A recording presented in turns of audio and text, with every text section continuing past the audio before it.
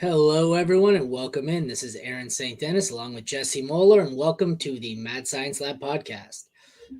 Today, we're here to do NFL Week 10 fantasy football game recap. How's it going, Jesse? How'd you do today? Did pretty good for the most part. In my home league, the one I care about the most, I'm going up against Keenan Allen. So that was not so great for me, but we're hanging in there. It's just, it's been a struggle. Overall, it's been a pretty good day. I'm happy with a lot of the leagues, so I can't complain. Yeah, How about my home yourself? league, I'm going up against Keenan Allen as well, but I'm on the winning end so far. I'm 8-1 in that league, and it's just me and the other guy. I'm projected to score 198. He's projected to score 191. Every other team in the league is at like 120 or 130. So it just happens where me and him are just going off. Like I had like every good player was owned between one of the two of us. So we're just going off like crazy. It's Right. kind of entertaining. So I'm going in. I'm up 25. Anyways, I don't know. I'm up 25. I think I'm projected to win by 10. It might be up 25, might be up 35. But I'm either up 20 or 30. But I have good God, I can't remember what running back. Oh, I have Javante Williams left on Monday, and he has Diggs and Jacobs left. So I think I'm up Nice. 30 with a 2-on-1 left, and he's projected to lose to me by 10. So I'm hoping I Yeah, get it's enough always Javante. I just want Javante to cancel out Jacobs. And then I gotta hope Steph Diggs doesn't drop a 30 bomb. So right. Exactly. It's like, okay, I feel a little bit better if that happens. It's just, yeah. yeah, I hate when it's a 2-on-1. You're just holding on. You're like, just don't go off, please. Please don't go off. Yep. 2-on-1 with a, like I said, 2-on-1 with a pretty sizable lead. So we'll see. All right. Let's get into it. First game we're going to recap is the Thursday nighter. We've got Panthers. We've got, let's come on the side. There we go. That's a little better, I think. Panthers and Bears. Bears win a barn burner 16-13. This game definitely fit in on Thursday because it didn't fit on Sunday. There were a lot of good games in the late window, but Yes, there were. not a lot to see here. Both quarterbacks were terrible. 10 points for Bryce Young, 8 points for Tyson Bagent. I'll run through the rest of them here. Chuba Hubbard, he had 23 yards, no touchdown. Miles Sanders, negative 5 yards on 2 carries. Deonta Foreman was good. He had 21 carries for 80 yards and a touchdown. Roshan was all right. He had 18 yards, but he added in 4 catches for 14 yards. The receivers were also not great. Thielen had 6 for 42. DJ Moore had 5 for 58. So both had 10 or 11 points. No other receiver was useful. Cole Kmet was all right. He had 5 catches for 45 yards for 12 points. Tommy Tremble had 3 for 16. Cairo Santa was good, 12 points. Pinheiro was not so great, 6 points. He broke my streak. I was 7 for 8 this week in my Crossing the Streams article. 4 for 4 on defense, and Pinheiro was my lone miss at kicker. Both of these scored over 8 points, which was my threshold. So I had the Bears and the Panthers, which were both decent streamers at 10 and 8.5. What are your takeaways from this one? What an ugly game. Yeah. I mean, it makes sense. There's only one touchdown. So that's really how Devonta Foreman got home. If he doesn't get that touchdown, he's looking at 10 points, and just across the board, it's just ugly. It's just, there was no offense. These quarterbacks couldn't really do much. I was a little surprised Bryce Young struggled as much as he did, but you saw the effect it had on the offense. Just Miles Sanders looks like one of the biggest busts this year for redraft. Oh, it's insane. And then, like, on the flip side, it's just, yeah, I got him. At least Thielen had 10 targets, but I'm not confident in these teams moving forward. It's just, like, it's just pretty gross, honestly. If you started Kmet or Foreman, you're happy with what you got. Yeah. DJ Moore and Thielen, you're not happy, but it didn't kill you. You're just I think anyone else pretty much kills you. The defense and the kicker on the Bears side weren't terrible. They did all right, but this is a game where if you didn't start anyone Thursday, you probably woke up Friday and were like, oh, I'm happy with that result. You know, one of those games where it's like you hope your opponent had 4 players in the game and totaled 9 points. So right. They're just really going in on Thursday, the risk. And sometimes that happens. And just these offenses, like, I mean, it's Tyson Bagent, right? Like, he's not that good of a quarterback. Bryce Young's still a rookie figuring it out. So going up against defenses that are improved. So we kind of thought this might happen. It was a very low over-under. And it just, that's how it went. You just watch this game like, oh, gosh, we have to watch this entire game. It's like, yeah. I Definitely like had that. when it's a crappy game on Thursday. I don't necessarily need this crappy, but there's nothing worse than going into Sunday morning and your opponent's only played 2 players and you're down 70 points already. It's like, Yeah. well, my week is dead on Thursday. I prefer to not have anyone or have no real big swings on Thursday night. That's the worst feeling. Just going in and knowing you're just gonna have a fucking nightmare of a week. But so both quarterbacks were terrible. Yeah. DJ Moore a couple weeks ago when he put up like 50 burger. Like, okay, yeah, this sucks. Yeah. Yep. I think I had, was that last year where it was oh no. Yeah, it was on Chicago though. It was DJ. Yeah, no, he did it like he had No, like I'm all the thinking catches and I'm getting it mixed up. It wasn't DJ Moore that I'm thinking of last year. It was Justin Fields, where I had Fields on a Thursday game and he put up 52 or something. And I think it was Bears, Bengals, and Mixon and Fields both put up 50 plus. And I had them both, and I was up 104 or something after Thursday night. And it was fucking incredible. That's wild. That's absolutely yes, wild. it is. So let's not do that again. All right. Our next game. Colts 10, Patriots 6. We really got off to a slow week, which I'm going to scroll through the games. I think the 2 worst games of the year, or of the week at least, were the first 2 out of the gate. So we started off terrible with another 2. Like, I don't think the threshold for top 12 quarterback this week is going to be all that high because Mac Jones put up 170 yards and an interception for 7 points. Minshew 194 and a pick for 5.5. Both running backs were decent here. Taylor put up 17 points on 69 yards and a touchdown. Ramondre 15 points on 88 yards and 3 receptions for 14. Zach Moss killed you. 1 carry, 2 yards. Zeke Elliott was, better than anyone has expected. 13 carries, 54 yards, still 2 catches. So he didn't completely kill Ramondre there, but it's certainly capping his ceiling. Moving on to the receivers, we had a great game for Pittman, who had 8 for 84, 6 for 84 from Douglas. Then nobody else really did anything that great. Isaiah McKenzie had 4 for 31, and no other receiver. I guess Downs had 2 for 40, nothing really to write home about. All the tight ends were a waste. 3 for 21, 2 for 22, 1 for 7, 1 for 5, nothing notable. Both kickers put up 5 points. They were terrible. The Colts were great again, 2 interceptions, 5 sacks, 20 burger. The Patriots were not great, 1 interception, 10 points allowed. So despite the fact that they only gave up 10 points, they only got you 7.5 fantasy points. So not great. What stood out here? It's Jonathan Taylor's backfield. I was looking at start percentages, and apparently 20% of people in sleeper redraft started Zach Moss this week. So yeah, that was a rough one for them. We know Jonathan Taylor is one of, if not the best running back in football, and he's finally back, and they trust him, so they're just going to roll with him. So the Zach Moss, as much as we loved it, it's over. It's dead and gone. Snap share was 89% for Taylor, 15% for Moss. It is over. Yeah, it's officially over. And then like on the wide receivers, Downs, there was risk with the injury. He only ran 14 routes. Like he did not, 14 snaps, 12 routes. So he barely played in this game. So if you started him, it was kind of risky. He got you a little bit, but yeah, it was risky. On the flip side, Demario Douglas, he's the wide receiver 1 for the Patriots. Like that's what we've been kind of hoping, and he was good. So you can at least count on him moving forward, which is nice to see that they have a viable absolute wide receiver because they have not had one for a long time over there. Yep, that is true. He looked pretty good. I'm not gonna lie. He's certainly worth the fab budget so far.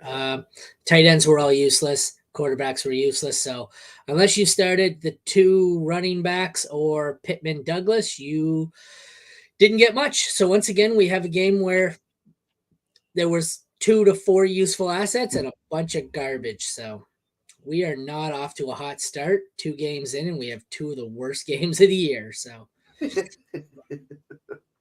least the Colts defense is really good. I was like surprised. I was looking down. It's like said they had 17 fantasy points. So I was like, wow, well worked out. Yeah, 20 or 20 in your scoring. Yeah. It's really good though. All right.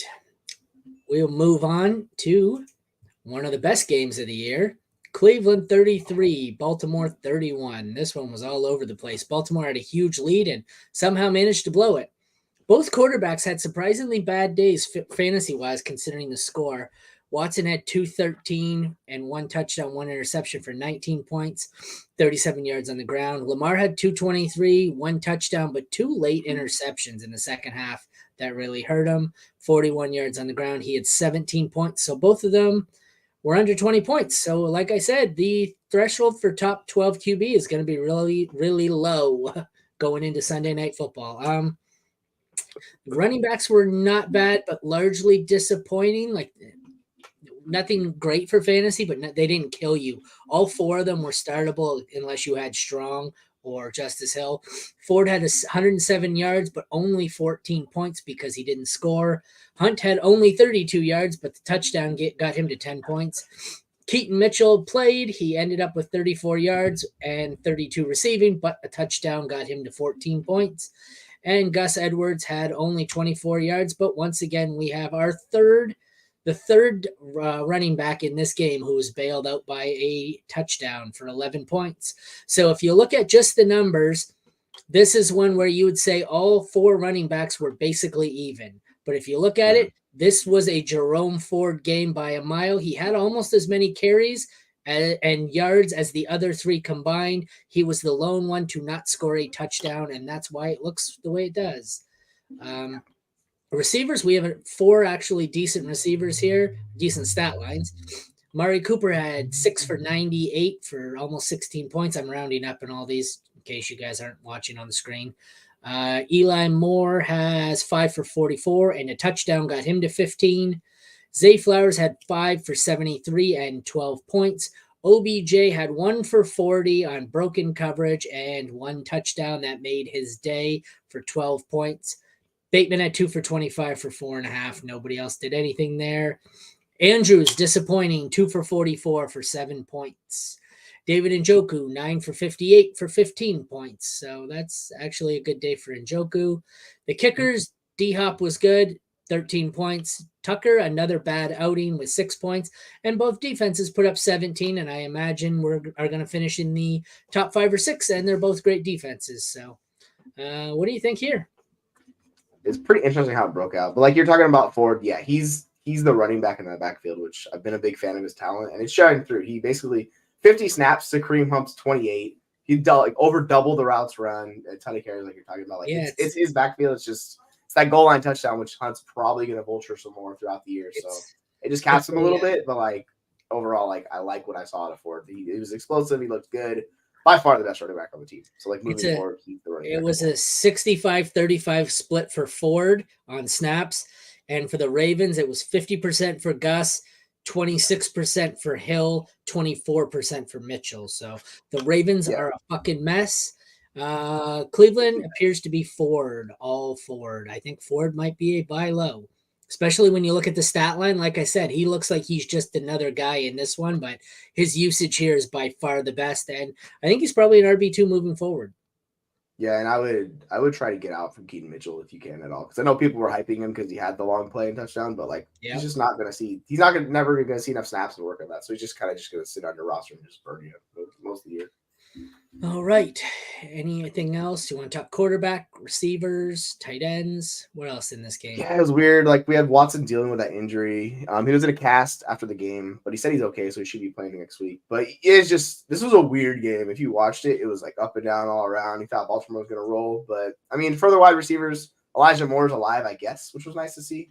But it was so concentrated around those three for Cleveland. It was like Cooper with 8 targets, Elijah with 7, Njoku with 9, and then nobody else had 2. So like it's those 3.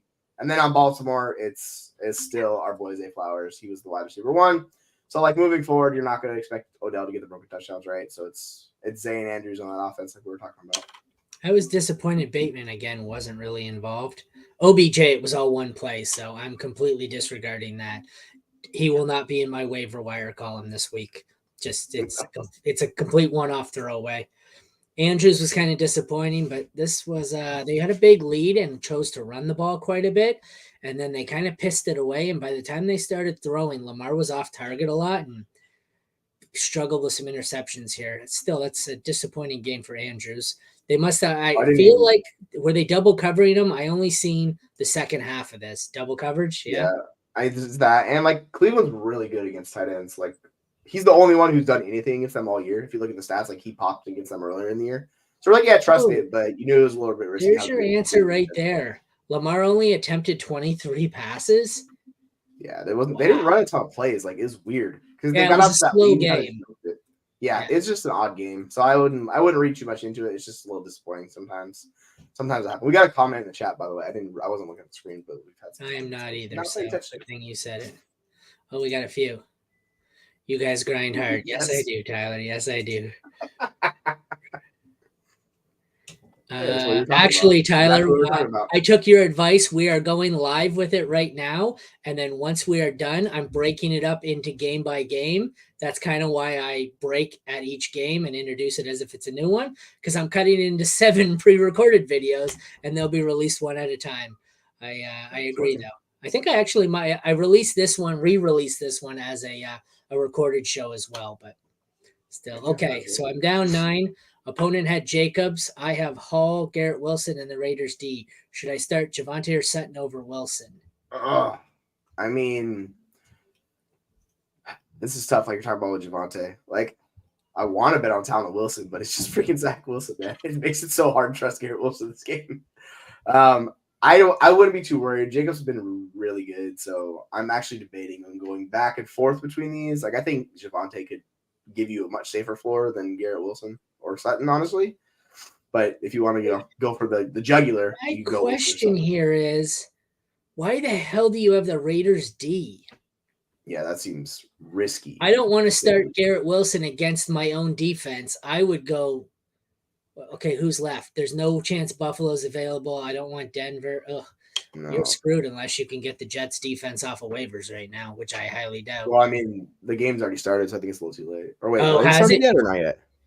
I don't know. It's 5:30 it starts? Yeah, no, we got like 8 minutes. Yeah, so you could I doubt they're available because they're much better. I'm still starting Wilson, but I hate starting one of my star players against my own defense. I fucking hate that.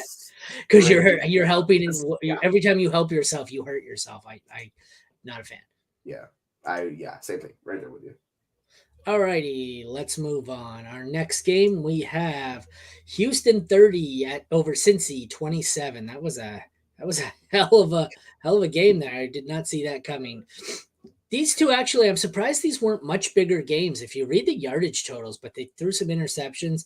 Stroud was 21 fantasy points on 356, 1-1.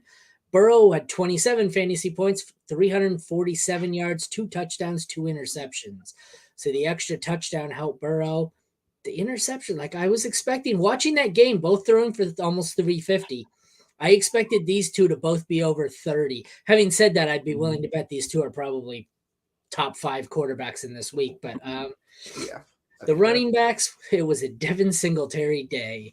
30 carries for 150 yards and a touchdown. If you listen to us in the pregame, the sit start, you're welcome. He was pretty damn good. I'll get to those comments in a second. He had 26 points. Joe Mixon had 11 for 46 and 1. The touchdown saved his day. No other running back was any good. Noah Brown had 7 for 172 and 25 fantasy points. Tank Dell had 6 for 56 and 1 touchdown for 19 points. Chase had 5 for 124 and a touchdown for 26. There are some big numbers here on the receivers. Tyler Boyd had 8 for 117. Trenton Irwin was even, decent, 2 for 54 and a touchdown saving the day. Tight ends were both average, 4 for 71 for Schultz for 13 points, 6 for 33 for Tanner Hudson and 12 points. Sleeper does not have an up-to-date kicker. I know they started a kicker. I can't remember. I was going to say. It's not Fairbairn. And I know it's somebody else. It was Amendola. He kicked the game winner. And they don't even they don't even fucking put him on here. Gotta love it. So I don't know what Amendola did. He hit the game winner, I can tell you that. McPherson was okay for 11 points. Houston's D was good off the 2 interceptions and 4 sacks. They put up 12. The Bengals were, they didn't kill you, but they weren't good. 1 interception and 8.5 points. Before I ask you how you feel about that, let's get into where these. I'm up by 4 right now because Dotson put up a dud. Yeah, he does that. He has Josh Allen, and I have Devontae. Do I win? No, you do not. I don't think so. I do not. I would not feel good in that situation. I would love it if you won, because in my big league, the one player I have left is Javonte Williams. So if Javonte Williams is able to outscore Josh Allen, I'm cheering for you, because I'd love Javonte Williams to put up a big game. But man, Allen's a monster. I don't It's like tough. It's real tough. That deck is I definitely would say, against you, okay, brother. if you were up 40 and it was Javante against Josh Allen, you got a chance. But Yeah, I feel a lot better. 4 is not great. Not great. Yeah, you're gonna be sweating it out tomorrow night. So what do you think about this one? CJ Stroud is a goddamn stud. Like, he is incredible. As a rookie quarterback, like I was talking about this earlier today, I was like, this guy deserves to be an MVP discussion. What he's doing as a rookie is just, it's insane. He like took him down, game-winning drive, no problem. It didn't even matter. He wasn't phased. It reminds me of Joe Burrow, how we talked about Burrow coming on a couple years ago. The same stuff. Like, it's just not phased at all, could do it all, just hits all the throws, and man, when you need a play, he makes it. So like, I love seeing that. Yeah, we talked about Singletary. That was awesome. I do not expect him to go 30 for $150, but since he does give up a lot of explosive runs, so that's part of it, right? Like, that's the issue they have, and they got shredded by Singletary. And Tank Dell, like, I love Tank Dell. 14 targets. That's just, if Nico is out, like, you could just fire up Tank Dell all the time, and he will be great for you. So yeah, there's a ton of things that I take away, but those are like the pieces. Like, Houston's for real, and they're going to push for a playoff spot this year. Like, that's my main overall takeaway. There were a lot of good players in this one, but people are getting a little carried away with Houston, I think. I won't say who, but someone the other day said they predict that this was like 2 days ago, going into the week, that Houston finishes the season at 14-3. Yeah, that was Colin. I was like, whoa, dude, easy. Dude, well, like we did that spaces, right? Dude, like 14-3. They're 5-4 right now. Yeah. What are they going to lose a loss? You win, you beat someone so much they take away one of your losses. How does that work? How do you finish 14-3 when you're 5-4? The math on that doesn't check out for me. I don't know about you. Not at all. But yeah, I was like, I mean, seriously, like with Jacksonville's offensive struggles, we'll get to them in a little bit. Like, Houston's going to be a problem for them, like winning that division. Like, they're closing the gap. So Jacksonville needs to figure it out. But yeah, like, and Cincy, like, they had the opportunities to win the game. They just didn't. Burrow threw that costly interception. It sucked. But for fantasy, like Jamar Chase, he was a stud. Tyler Boyd, like we talked about. Joe Mixon got you there in volume, which, you know, and it's not like you were starting a tight end for the Bengals. Nobody was that bold, right? I think Houston might be the best team in that division. Yeah, I think they definitely could be. Like, Stroud's playing at a level as good as Burrow, if not better right now. So it's like, he's the best quarterback in the division. Like, that's going to give him a chance every week. They are really good. Just goes to show you that both these teams, you can start the top two receivers and a running back here, which is amazing that Singletary was this good and Pierce is that bad. I wonder if just Singletary just gets completely benched here, or Pierce gets benched. Well, yeah, because he was out for this game, so that's what I mean. Like, if Singletary comes in and does that, it's clearly not an offensive line. Like, the matchup wasn't anything to write home about. You got a guy who can't do anything, and then Singletary comes in and he's like, "No, I got this. Fuck the offensive line. I'll run for 150." So, well, like the OC Sloak was talking about it, and he said he fits the offense so much better. Like, what the type of offense they're trying to run, Singletary fits it to like way better. So it honestly wouldn't surprise me if they just roll with him moving forward and Pierce plays like an ancillary role. That might be. I'm going to add to it right now, but that might be my waiver wire ad here of the week. Mm-hmm. I'm going to add that for my article. I like to do that when we come up with one. I'm like, I don't mind that at all. I think I'll be adding Singletary as my waiver ad of the week. Yeah, he's still on like in the redraft. He's only at 52% roster on Sleeper, so he's going to be. I got him on waivers this morning on a league where I had so many players on bye or injured, and I put in a waiver claim on someone else, and it didn't go through, and it runs nightly waivers even after the original one. I fucking hate that. So this morning last night I put in like 4 claims on just absolute dog water running backs, and I got Singletary. I don't know if I think he was in my lineup because I had Pierce and Pierce was out. So I was like, ooh, lucky me. 26 points. They play Arizona next week, so hello fancy points. Yeah. So add him to my waiver column.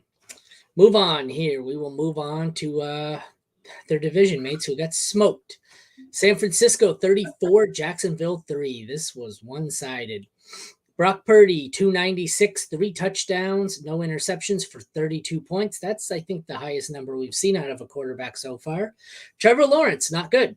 185 yards, 2 interceptions for 2 points. That's bad.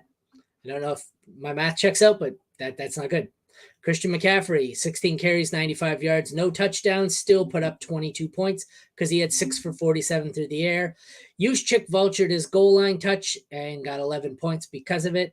ETN, not a great day either, 9 for 35, 2 for 9 through the air, for 7 fantasy points.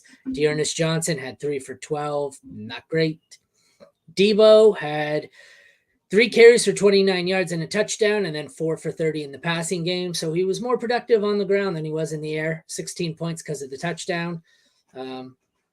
Ayuk 3 for 55 and a touchdown for 15 points, but the Niners were largely just running the ball, running the clock out here. Christian Kirk had 6 for 104 for 15 points. Would have been more if he hadn't lost the fumble. Calvin Ridley doing Calvin Ridley things. 2 for 20, 4 points. That's right. I will commence my victory lap right now. Calvin Ridley, 2 for 20, bringing him to, what is that, wide receiver 42, and it's going to go down because he sucks. Good grief. Good grief, man. Tight end George Kittle had 3 for 116 and 1 touchdown. I believe, if I remember, it was 7. The touchdown was 73 yards or something. Anyways, that was 25 points. 4 for 12 for Engram, who didn't kill you, but he didn't do great. 10 points out of Jake Moody. He was good. Brandon McManus killed you with 3. The Niners defense did what they do, put up 25. Probably shouldn't have been starting the Jags, but if you were, they killed you. What is your takeaway from this? It reminded me of Vintage Kittle, where he just bust that play for just yak. He literally burnt the guy down the seam, and I was like, okay, he's still a freak athlete. And then he taunted on the way to the end zone. It was so great. I was like, this is Pete Kittle. I love it. He's literally my favorite player in the NFL. Like, the stuff he does is just absurd. So I would love to see him in an offense that it could feature him more, but it is what it is. McCaffrey was heavily featured in like the passing attack. He saw 9 targets. No one else saw more than 4. And the Jags offense just, they looked broken. Like, it was so rough watching them try to do anything against this defense. And the 49ers have, if not the best defense, one of the top 3 defenses of the league. But man, like, Lawrence couldn't do anything. So they need to figure it out and fix it quickly, or it's going to snowball for them. Because they had a 6-2 record, but they were not playing that great going into this game. And this just only adds fuel to that fire. So they need to reassess and make some changes. But like, San Francisco was just clearly the better team, and they just piled on and piled on. It's like that Keanu Reeves where he's talking about it just the sand traps you and you can't get out. And you just sink further and further. Like, that's basically. Did you just quote The Replacement? Yes, I did. It's one of my favorite Quicksand. scenes. Quicksand. Quicksand, baby. We get you. We got a Footsteps Falco quote out of the show. Well played. I believe I need to quote tweet that. What time are we going? What was it? B to bookmark? I'll be bookmarking that. A Footsteps Falco reference. I love it. You got me completely off this game. But so Purdy, I think as of now, through the games we've seen, is QB1. McCaffrey was great. They eased up, and you've seen a lot of Mitchell late because they had a huge lead. Everyone on the Jags sucked except for Christian Kirk, who was good except for the fumble loss. That makes it look not as good. I don't mind Kirk as a buy low. He doesn't seem to get any respect. Like, if you ask me, I would trade you Debo for Christian Kirk straight up. I want the Kirk side. Yeah. Ayuk, another one where he might be a decent buy low as well because he didn't get a whole lot because the Niners were largely just running the clock out. So this game might have a couple of receivers that I've been high on that I'd like to buy low in Ayuk and Kirk. Thoughts on either of them? I mean, I thought Kirk's been undervalued this entire year. Like, he was like wide receiver 29 going off the board this season, and we were just like, why? And no one really wanted to. No one was talking about it, even though he had a really good year last year. No, everyone was Ridley. Yeah, and he's been by far the way they feature him on offense. I mean, another 11 targets. No one else even saw anything close to that team. So he's the guy in that offense you want. And interestingly enough, this sucked. Like, ETN had probably his worst game of the year. Oh yeah, by far. It's not even close. They just couldn't do anything with him. So I'm sure they'll fix it moving forward. But yeah, like I'd happily go get Kirk, and he still seems undervalued like you're talking about. I think that's actually a great idea to go do that. We do this every week. The rankings will come up, and we'll argue Debo. We'll argue all 4 of them as if they're in the same tier, and I don't think they are. I think it's easily Ayuk as the 1 and Kirk as the 1, despite the fact that Debo outproduced here. But a lot of that was Debo getting carries late in the game. It's the problem. Like, 4 guys and somebody gets left out every week. It just happens. It's just how it goes. There's too much good talent. Actually, it didn't. All 4 of them got theirs this week. Kittle was good. Like, you know what? Yeah.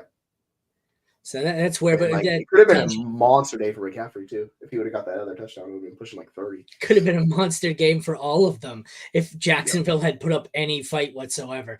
These are the two teams with the same record who could not be more different. I think San Fran's a legit contender, and I think Jacksonville is going to fight to make the playoffs. That's amazing. You look up and see the record, but Next up, Saints losing 27-19 to the Vikings. This one was messy. Dobbs, another good one, 268 and 1 for 28 points. Derek Carr left with an injury. I just did not look good. Was a shoulder injury and concussion, 110 yards for 5.5 points before leaving. Winston came in, 122 for 2 touchdowns, 2 interceptions. He was largely just playing YOLO ball and chucking the fucking ball up downfield, so there wasn't much to write home about there. Kamara had an impressive day, despite the fact I didn't think he did that great. 9 for 42, a 2-point conversion, but it's the seven receptions for 33 yards. So if this was non-PPR, his stat looks, or his fantasy day looks a lot different. The 7 catches really helps. That got him to 19. Jamal Williams was useless, 4 for 7. Madison was not great. I think for the 3rd week in a row, he was my sit of the week on Fantasy Pro, so yay me. 8 for 27 for Madison. Ty Chandler got 15 carries for 45 and a touchdown, largely saved by the touchdown, but that's concerning. I just want to scroll up here. Madison left with an injury in the 3rd quarter. That's why. Then he's going to be waiver. Ty Chandler played 72% of snaps after the injury. Kenny Nwangwu 17%. So I'd have to see what the exact update is on Madison. I didn't watch that game because I'm a Saints fan and it was painful. I got my Taysom Hill jersey on because, just like I said, I started him this week, so he sucked. That's what Taysom Hill does to me. This is a Taysom Hill jersey, I swear. Lave 6 for 94 and a touchdown. A.T. Perry 2 for 38 and a touchdown. Rashid Shaheed, 5 for 24. Jordan Addison, 4 for 69. Brandon Powell, 4 for 35. Nothing great here aside from Olave, just a bunch of middling guys. TJ Hawkinson was awesome. I guess he was healthy after all. Took some in, but he had 11 for 134 and a touchdown. 37 points, which is going to be tight end 1 on the week. Taysom Hill had 2 for 17. Fuck you, Taysom Hill. Greg Joseph had 9 points. Groupie had 4. The Saints defense sucked, put up 4. Vikings put up 11.5 on the interceptions, the sack, fumble. What do you got? What are you thinking? TJ Hawkinson, holy hell. So Josh Dobbs was hyper targeting tight ends in Arizona, right? He comes over, what's he do? The same thing. Like, he's TJ Hawkinson, we were like, oh no, he's not going to play enough snaps. And then just like, play him. It doesn't matter. Like, he's too good, right? And then Dobbs, 14 targets straight out of the gate. So, hello to TJ Hawkinson. Yeah, that's like tight end 1. Dobbs is going to keep doing that. And by the way, Dobbs looks really good. So, like, there's a chance next year he could be their starting quarterback with stuff going on with Cousins. They got him for cheap. Like, he'll have a shot to be the starting quarterback next year. I'm not saying it's going to happen, but, like, that's the range of outcomes things with him. He never lasts with him, though. Like, he's a fantasy monster. He did this in Tennessee last year. 2 or 3 great games looking like a starter, then crashed down to earth. Arizona, 2 or 3. He seems to have a 2 or 3 game shelf life where he comes in, the teammates rally around the new guy. He plays great, and then defenses adjust, and he sucks again. So I assume we're going to get maybe 1 more week out of him. I don't know who they play next week. They play Denver and then Chicago. But, like, for fantasy points, he's fantastic for fantasy so points. So he's going to get 2 more good weeks because he's got Denver and Chicago. Denver, Chicago, bye, and then the Raiders. So you might get 3 decent weeks out of him the next 4, and then he gets 2 with Detroit and 1 with Green Bay. So I really ride him to the playoffs for sure. I'd ride him to the playoffs, and then I want no part of this after that. Yeah, for sure. Like, the fantasy points, the way he does it, it just works out. He doesn't have to be that good. But yeah, like, on the flip side, this is Olave's a saving grace. If he gets Jameis Winston, who actually is not afraid to chuck it downfield, that's huge for Olave. So, like, we had issues with Carr going into this where he was out using Olave. In comes Jameis. They hit him deep. Like, this is what I'm talking about. So, if Olave's quarterback moving forward is Jameis with that injury, I'm going to boost him up in rankings significantly. So, like, I love seeing that. Yeah. All right. Next up. Steelers 23, Packers 19. More disappointing quarterback performances. 23 attempts for Pickett, who had 126 yards for 7 points. Jordan Love triples him up and didn't even have a great day. 289, 2 touchdowns. The 2 interceptions killed it. Still at 21. So I think as of now, he's still probably a top 5 or 6. Aaron Jones had 11 points, 13 carries, 35 yards. 4 catches helped. A.J. Dillon had 9 carries for 70 yards. Both of them had the 10.5 range. Jalen Warren and Najee Harris blew them out of the water. Go figure. 15 carries for 101 for Warren and a touchdown. 16 for 82 and a touchdown for Najee. Go figure. I'm looking at the splits here. 57% for Jones, 48% for Dillon. Jones got most of the third, fourth down inside the 10 work. 50-50 split here. Warren 52, Najee 50 on the snap share. Most of the third and fourth down was Jalen Warren, but both carries inside the 10 went to Najee. So I don't know. I'm starting to think Warren has passed him, but at this point, I don't think I hate flexing either of them. I really want nothing to do with Dillon. I think Aaron Jones will bounce back. Receivers, we have 5 for 84 and a touchdown for Reed for 20 points. 3 for 31 and a touchdown to save Romeo Doubs. Watson did nothing. 2 for 23. 3 for 51 for Wicks. Pickens had 3 for 45. Deontay had 1 for 17. So this passing game sucked for Pittsburgh. It was all on the ground. Musgrave had 2 for 64. Connor Hayward had 3 for 32. Boswell put up 13 points. Anders Carlson put up 6. The Packers defense was crap and only got you 2 points. And the Steelers salvaged the day with 10.5. What do you notice here? They destroyed them on the ground. Like, there's like 23 pass attempts. They just ground and pound them to dust with these two, like Najee and Jalen Warren. You see the yards and everything. You're like, okay, that's the takeaway. They couldn't stop the run. So, and when you can't stop the run, the teams are just going to keep doing it. They don't need to pass. So this is a weird game script for Pittsburgh. Like, you would expect them to pass more just because we thought Green Bay's defense was good, but like, I don't know. It just seems like a weird game where they just ground them and just rode it all the way to a victory. So congrats to Pittsburgh, but that's why the receivers didn't get home. 23 pass attempts. It's really hard for people to get home with that little pass attempts. That's like Justin Fields at his low last year. So if you see that, that's trouble. It just is what it is. Find my matchup chart on Twitter. I don't remember the Packers being this bad against the run. Is it just a bad game? That's why I was surprised. Where are we? Wide receivers.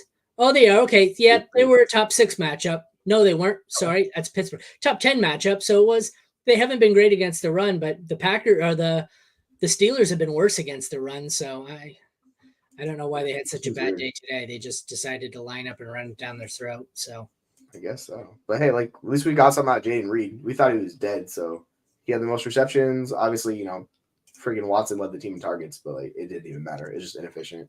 I've been saying Jordan Love issue, which has always been, all year I've been saying that these three are just rotating who's taking turns being the guy that week, and it's whoever scores the touchdown is good. But to be fair, I mean, I guess the running backs, well, 100, they were both good, but the touchdowns helped them. But without the touchdown, they're both just average. Like, you take away the touchdown from each of them, they're probably all of them in the 10 to 13 points here between Aaron Jones and A.J. Dillon. Dillon was better. I wonder why Aaron Jones was so inefficient. 13 for 35 and was largely saved with 4 catches. That's a terrible. He still got 19 yards on those receptions. That's really low for him. So yeah, it's just an inefficient day across the board. Were they doubling him up here? Were they just sending everyone on him so they had to go away from him? That's interesting. Yeah, I would like to look into that a little bit more. But yeah, you can just tell they just struggled offensively. They had a hard time getting anything going, and it is what it is. Pittsburgh's got good defenders, man. They're not the best defense in the world, but they got some really good key players on the defense, and they shine through today. All right. Next, the Tennessee Titans losing 20-6 to the Tampa Bay Buccaneers. The key takeaway here is the split in the Titans backfield. It's a 60-40 split with Tyjae Spears getting the 60, but we'll get there. Baker has 278, 2 touchdowns and an interception for 24 points. Will Levis came back down to earth, 199 yards and 1 interception for 6 points. Neither Titans back was very good. Like I said, the split before, it was 60-40 Spears. 5 carries. That was snap shares, though, not actual touches. So Henry still out-carried him 11-5, but Henry's 11 carries turned into 24 yards for 4 points. Spears, 5 carries for 18. Spears' big difference was he had 5 targets and got 4 catches here for 42. That put up 10.5 points. Rachaad White had 20 carries for 51 yards. That's gross. 2 receptions for 47, and his day was saved by a long receiving touchdown, if I remember correctly. Chase Edmonds, 4 for 9, nothing to write home about. The receivers here, Mike Edmonds. I combined. Mike Evans had 6 for 143 and a touchdown, putting up 28 fantasy points. Godwin had 4 for 54 for 9 points. Palmer 2 for 21. On the Titan side, we had Kyle Phillips 3 for 61. D-Hop 3 for 27 and Chris Moore 2 for 21. At tight end, nothing to see here. K. Dotton, after everyone picked him up, did what I said he would do, 2 for 10. Chigo Okonkwo 3 for 27. So hopefully Harry played TJ over Okonkwo because it wasn't even close. You have the tight end 1 on the week for probably the tight end like 18 on the week. Yeah, he said he did. It's like cool. Good. McLaughlin put up 8. Folk put up 5. The Bucs defense was good. They were worth 20 points, an interception, 4 sacks, and 2 fourth down stops. I didn't know that was something we got points for in this league, but okay. Titans 8.5. They didn't kill you. They were all right. Big takeaways here. Thoughts, I guess, on Derrick Henry being outsnapped by Tyjae Spears. It looks like a lot of it was in the passing game, but still. Yeah, when these games that turn into blowouts, this is the issue with Derrick Henry, right? There's been a few games this year where they've just struggled offensively and they've just given Spears more work. And it's like, yeah, the Tampa Bay, good run defense. Henry went up against it. He couldn't do anything, so the offense struggled. They were not able to do much with Will Levis either. DeAndre Hopkins saw the targets, but it just did not work out. And so they just offensive struggled. Tampa Bay, Mike Evans, he just owned them today. And he also dropped another touchdown. So like he could have had another touchdown that he dropped wide open. Nobody was within 5 yards. He just got too excited and dropped it. So I was like, oh man, it could have been a better day for Evans. But yeah, Rashad, like we're talking about, like that's the volume. He's seen the volume, and he's gonna be good for you in fantasy, even if it's inefficient. It doesn't matter. So yeah, those guys, you can just count on them each week moving forward. Godwin did not live up, but sometimes somebody's gonna fall short. Jeez. And yeah, I don't know what's going on in Sunday Night Football, but I just seen a tweet saying that Devontae Adams already has 60 yards, and they're not even halfway through the first quarter. They're not even done the first quarter. Okay, so we talked about that. Will Levis came back down to earth, despite the fact that it was a relatively easy matchup for the pass catchers. None of them did anything here. Mike Evans was good. Baker Mayfield is actually probably going to be a borderline QB, high-end QB2 here by the end of the season, and that is fucking terrifying. But Will Levis, if you sold high on him, congratulations. The floor has fallen out just as quickly as it was made. Yeah, he's going to be up and down all year. It's just going to be Will Levis. He's going to have good and bad. Like that's his profile coming out. This was the matchup for him, man. This was one of the best matchups for a quarterback. I'm trying to find out where it was. Next? What? Yeah, they got Jacksonville, Carolina, and Indy the next 3 games. So I would expect that to continue in some of these games. It's going to be very up and down. Not good. Not good. Not good. It's not going to get any better. Just a sec. I'm trying to scroll down here. Like I said, the site's not up, so I'm using my own Twitter for my own stats. But Will Levis, yeah, it's the second best matchup. The only way it was actually tied with Geno's matchup against the Commanders for the best matchup. They allowed 20.82 opposing quarterbacks. And at receiver, it was the second best for receiver as well. Best on the week because the Eagles are the best matchup for receivers and they were on bye. So you didn't do it this week. That's probably not great for the outlook long term for the Titans here. And I don't waste your time on Kyle Phillips. He only saw like 23 routes. Like he wasn't even close to being on the field enough. So like if anyone's thinking, oh, Kyle Phillips had the best game, just don't worry about it. Like it's not going to mean much for him moving forward. Next game actually turned out to be a decent one. Arizona beats Atlanta 25-23. Kyler's day return, I should say, 249 and 1 interception. Added in a rushing touchdown that I think. Oh, they did. They won the game on a walk-off field goal, but this, I think, brought them close back into it. Heineke was hurt at some point. He had 55 yards and a touchdown before leaving. Ritter came in. He added in a rushing touchdown, and that's like 95% of his production here. He only had 6 attempts. Heineke's injury, excuse me, got a little sniffly here, is Heineke's injury is worth monitoring. Bijan did a lot early. I know it says he had 22 carries and 95 yards and a touchdown, but I feel like in the first quarter, I was like, holy shit, the Bijan breakout is here. But like he had one big run, he had the touchdown, and then they didn't go back to him all that much. Like it was little bit. And then we had Algier 9 for 31. So Bijan definitely had the game you'd want him to have. I just really thought after the first quarter, I thought this had 30-point day.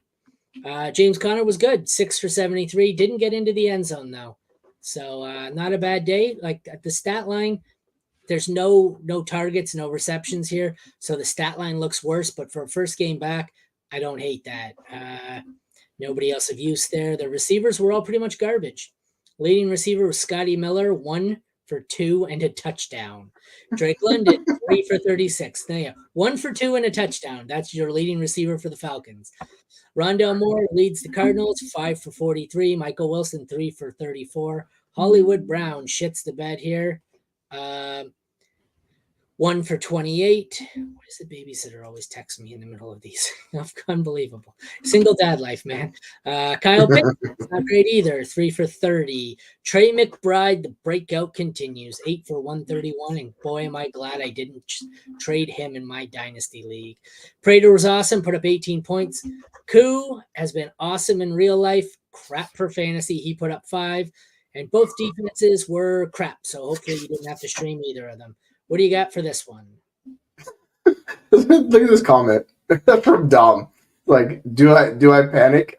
Yeah, I would be panicking, bro. Like, it's so rough for Saquon.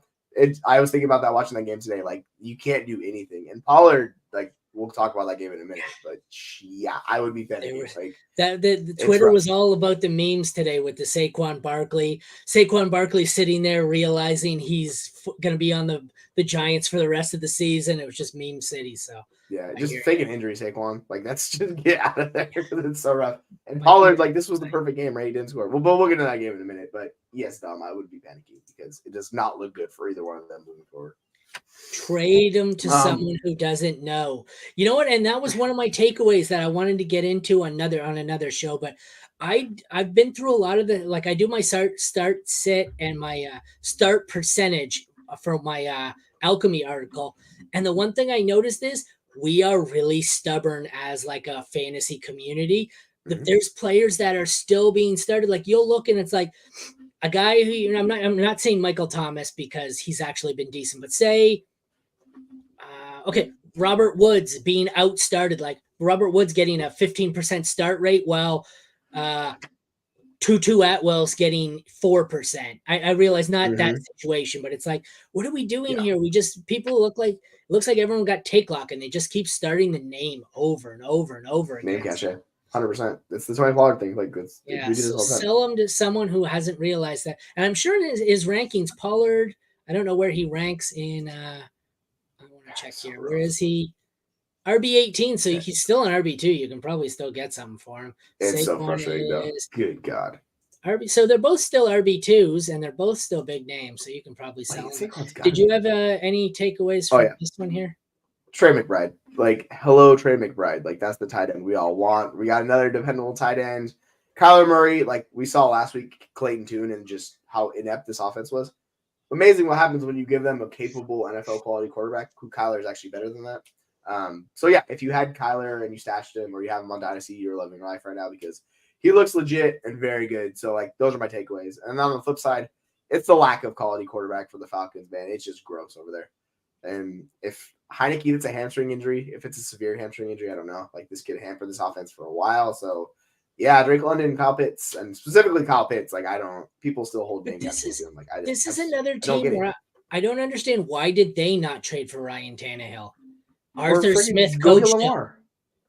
Like in the offseason, particularly, they said we're not interested. I'm like, that's the dumbest thing I've ever heard. Just send them 2 first-round picks. Just do it. But live and learn, I guess. Yeah, the hard way. Yeah, it's Next just up, rough. one of the funner games of the week. We have Detroit squeaking one out here, 41-38 on the Chargers. The Chargers might be the best 4-4 team I've ever seen. It just seems like every week they're playing an elite team with more firepower. Detroit, Miami, Kansas City. Like they must have the hardest strength of schedule I've ever seen. But we have what may be the QB1 on the week here. Justin Herbert, 323, 4 touchdowns and a pick for 37 points. Goff was also probably top 5 or 6, 333, 2 touchdowns for 26 yards. The running backs were awesome. It was about an even split on carries, but Gibbs was on the field 60-40 over Monty. Mhm. Gibbs had 14 for 77 and 2 touchdowns, 3 for 35 in the air. Monty was 12 for 116 and 1, so he was better on the ground, but got no passing work. Austin Eckler was Eckler. 19 for 67, so not a great day on the ground, but he did have the 1 touchdown. 4 for 48 on the day through the air is what gets him to 23 points. Amon-Ra St. Brown and Keenan Allen are fucking amazing. Yes. 8 for 156 and a touchdown for Amon-Ra St. Brown, and was still outscored by nearly 10 points by Keenan Allen, who put up 11 for 175 and 2. The funny part is, in one of my leagues, I'm actually beating a team that had both Allen and St. Brown. So it tells you how stacked my team was. But Yep. Guyton actually had a decent day, 4 for 41 and a touchdown. And right when I was about to say, well, I guess it's a Guyton day and Quentin Johnston's completely dead, Johnson got himself a touchdown and had a similar day, 4 for 34. I don't know what to make of these receivers here. It's, I hope if I own a Chargers receiver, it's Keenan Allen. Yeah. On the Lions side, we have 2 for 46 for Raymond. Jamison Williams is dead. I said that a long time ago. He's also killed Josh Reynolds, though. That's how bad he is. They both sucked. Tight ends, Brock Wright had 2 for 23 and a touchdown for 11 points. Laporta disappointed with 4 for 40 because Brock Wright stole his touchdown, only because they kept talking about how Brock Wright wears Dan Campbell's tight end number. Donald Parham, Gerald Everett, both sucked. Riley Patterson was good, 12 points. Dicker was decent with 9. Both defenses put up negative points. I've never seen that before in a matchup. That's fucking insane. Negative 1.5 for Detroit, negative 0.5 for the Chargers. What do you think of this one? Well, we knew going in, like, these offenses are legit, and these defenses, they could be just rough. Sorry, them. But Laporta's really interesting. Like, I think he's a really good player in overall. But if you could, and this will be a dynasty take, but if you could move him for Kincaid or get a plus on Kincaid, like, I'd happily do that. I just think he's a better player. But overall, this game, yeah, it's the freaking stud wide receivers. Like, these guys are built for fantasy. Keenan Allen, Amon-Ra, they get those easy targets that are just PPR cheat codes. That's those guys, and they're just living life. I checked the actual snaps and routes run. It was a 3-way split for the Chargers. We had Keenan Allen, Jalen Guyton, and Quentin Johnston all running 35 or 36 routes. So it's like those 3 on the field the majority of the time. And Eckler's a freaking stud. It's just on the flip side, Gibbs, man. Gibbs, like, that is the biggest takeaway. Like, him getting 60+% of the total of snaps, like, you love seeing that. If he's going to get that, he's going to be a mid-range RB1 this season. So, I clicked on the wrong screen here and found some interesting info. That would be me head-to-head against Tracy in this league. And it looks like I'm about to pull out a big win. That would bring, if you're listening to this, Tracy, that would bring your head-to-head record against me to 0-9 on the season. I just thought I'd point that out, Tracy. You're 0-9 against me. 0-9. Stop drafting kickers in the 8th round. They'll do too. Yeah. All righty. Next, yeah, Dallas 49, Giants 17. Good God. Dak 404. That is the QB1 on the week performance. 404, 4 touchdowns and a pick for 48 points. Danny DeVito has 86 yards, 2 touchdowns and interception. I know that's not his name. Leave me alone. Rico Dowdle led the Cowboys with 12 for 79 and 1. I've got to assume, I got to look for the splits here. I want to see what they are. With Dak on the field, Pollard was in for 90% of the snaps. So this was all Pollard until the game got out of hand. Then it was all Dowdle. So I don't think you panic, despite what we just said 5 minutes ago. Don't panic, drop him, don't sell low, Be patient. Dallas has had a lot of these weird game scripts this year where they beat twice with the Giants, where they beat the living shit out of them, and a lot of their players, with not named CeeDee Lamb, were bad. Barkley, 13 for 66. Not great. Receivers, we have a huge game for CeeDee Lamb. That would be 1 carry for 14 and a touchdown, then 11 catches for 151 and a touchdown for 41 points. Next up, we have Brandon Cooks dropping 9 for 173 and a touchdown for 33. Brandon Cooks is going to be like, the receivers this week, the top 10 are insane. And Brandon Cooks is going to be like a top 6. Michael Gallup somehow managed to get to 16 points on 2 for 70 and a touchdown. Good God. The Giants, on the other hand, were not as great. We have Jalen Brooks here, who outscores the Giants' leading receiver, who is Sterling Shepard, who had 1 for 2 and a touchdown. Is this the second time we've seen a 1 for 2 and 1 today? What the fuck is going on? Slayton has 3 for 21. Wandell is 2 for 6. Nothing to see there. Jake Ferguson here has 4 for 26, but was saved by a touchdown. Cager has 1 for 10 and a touchdown. Bellinger, 2 for 34. That was disappointing. The touchdown, though, I guess would have made his day a lot better, but I thought he'd be good. Both kickers were not great. 7 for Aubrey, 6 for Bullock. The Giants were terrible. They killed you if you started them. The Cowboys were good. They're normally a little better. That late touchdown in garbage time with like 4 seconds left probably hurt their point total here. They put up 12.5. I'd be interested to see what it was before that garbage touchdown. But at one point, this game was 40-0. So I feel like the Giants screwed you late for 17 points against and fucking ruined a really elite day for the Dallas DST. But what do you think of this one? The Giants are tanking. Like, that's the biggest takeaway. They're absolutely You tanking. don't say. Tommy DeVito, a.k.a. Dan, you can't. Like, there's no way to spin this positively for the Giants. You can't start any of their wide receivers. Like, nothing's good. And even Saquon, like, it's just so limiting for him. It's so hard for him to earn every yard. Like, starting the Penguin over here who lives in his mom's basement still wasn't a good idea.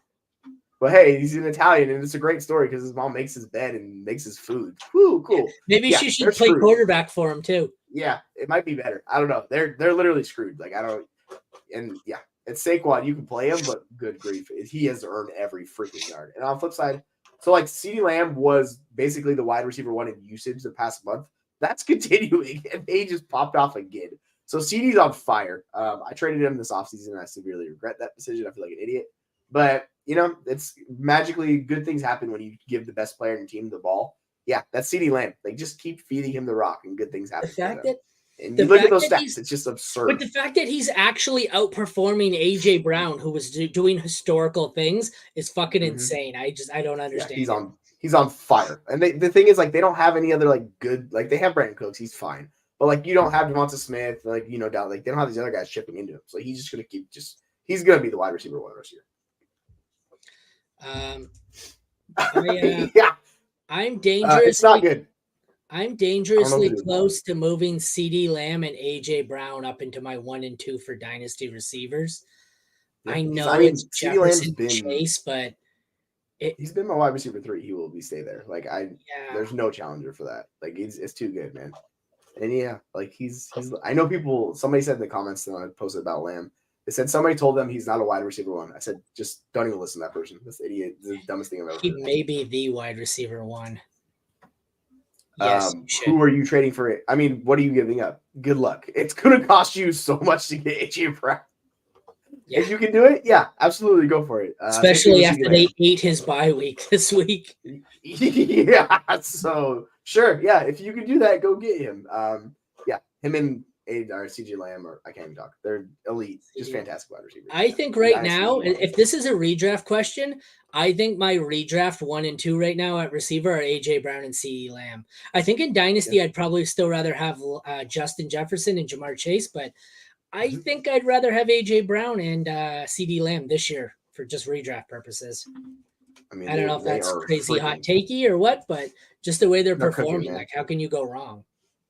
No, like these targets are absurd. 14, 16, 14. And it just, yeah, it's up there. Like him, Keenan Allen, all these guys, they're just, and this is what happened. These slot wide receivers are very much in vogue, and he is loving life right now. All right, we're going to wrap it up. This is our last game. And this one, when we get to it, is scary as shit if you own any of the running backs. Yes. 29-26 Seattle over Washington. Both quarterbacks look like they got into the top 6 or 8 here. Geno had 369, 2 touchdowns for 30 points. Sam Howell had 312, 3 touchdowns for 33 points. The running backs were all pretty good. This is kind of deceiving here. Ken Walker had 19 carries and 63 yards for 24 points. He also had the touchdown in the receiving game. Because we broke 1 for 64 and 1. Zach Charbonnet had 6 carries for 44, but had 4 catches for 18 in the passing game. The snap share was 53-47 for Charbonnet.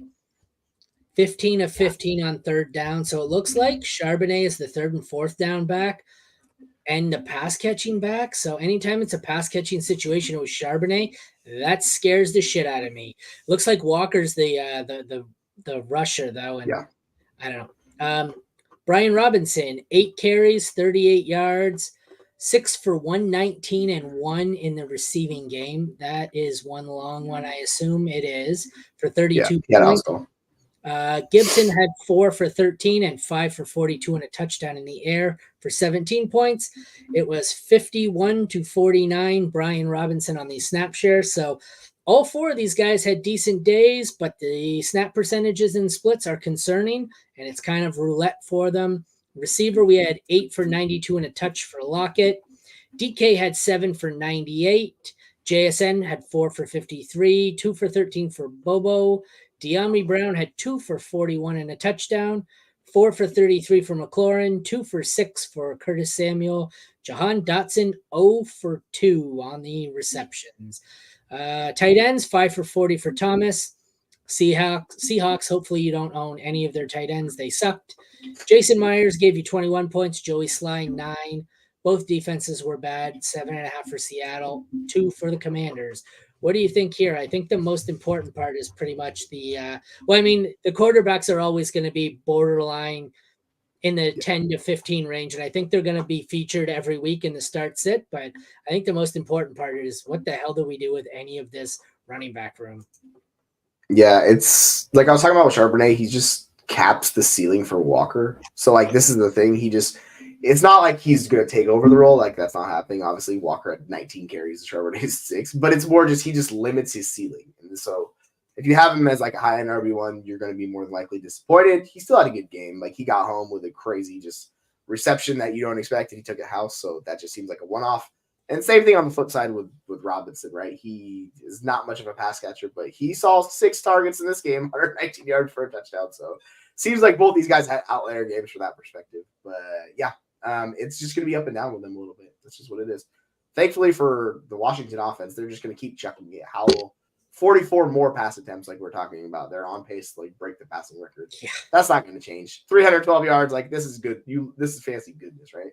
And I was actually like in the second quarter, I was like, all right, I hate to say it, the Seattle offense sucks, right? And then what happened? They turned it on and they started just balling out. Well, but this is what both of them do. This is what they both do. They throw like crazy, 47 and 44 attempts. Against the bad defenses, they turn into touchdowns. Against the good defenses, they turn into interceptions. That's why these two are matchup dependent. They'll give you 30, then they'll give you 5, then they'll give you 31, then they'll give you 7. It's look at the defense, play the matchup for these two. That's pretty simple, I think. Yeah, they get the Rams next week. Howell gets who do they play? They got the Giants next week. So hello, fancy points for the Washington offense. Yeah, it's just interesting. Yeah. Barn burner here, hey? 6'3". Good God. Anything notable I don't here? care. Garrett Wilson and Devontae Adams are good so far, but other than that, you don't have anything good if you didn't start anyone else. So, all righty. Yeah, Jacobs has done nothing. Yeah, it's an ugly game. Not a great start. So I guess we can end the show so I can go watch the last 3 quarters of that wonderful, wonderful, wonderful game. Good God. All right, everyone. That concludes the NFL Week 10 Fantasy Football Game Recap. Come back on Tuesday for our waiver show at noon. for Aaron and Jesse, I forgot to turn our names on because my kid was trying to stream the Fortnite podcast earlier. For Aaron and Jesse, thank you for tuning into the Mad Science Lab podcast. We will see you Tuesday. Take care, everyone, and hopefully you pull out a win tonight or tomorrow night.